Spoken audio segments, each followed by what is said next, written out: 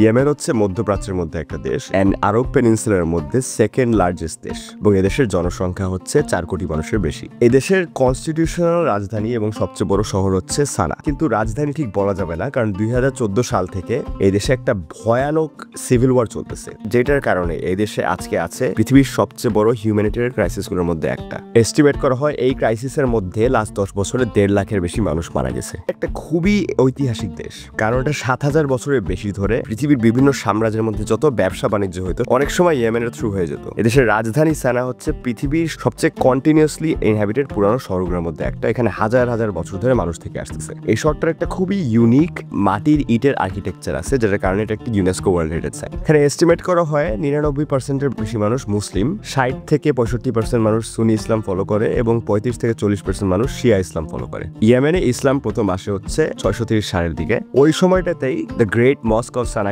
বানানো হয়েছিল। ইয়েমেন ওই সময় একটা ইসলামিক শিক্ষার একটা বড় সেন্টার হয়ে ওঠে এবং ওই সময়ের আর্কিটেকচারটাই অনেকখানি এখন পর্যন্ত টিকে আসছে। এই দেশে 4টা ইউনেস্কো ওয়ার্ল্ড হেরিটেজ সাইট আছে এবং তাদের মধ্যে একটা হচ্ছে the wall city of Shivam, যেটাকে অনেক সময় বলা হয় মরুভূমির ম্যানহাটন। মাটির ইট দিয়ে বানানো বেশ কয়েকটা স্কাই স্ক্র্যাপার বা উঁচু উঁচু 11 তলা পর্যন্ত উঁচু বিল্ডিং আছে, যেগুলোকে অনেকশো বছর আগে বানানো হয়েছিল।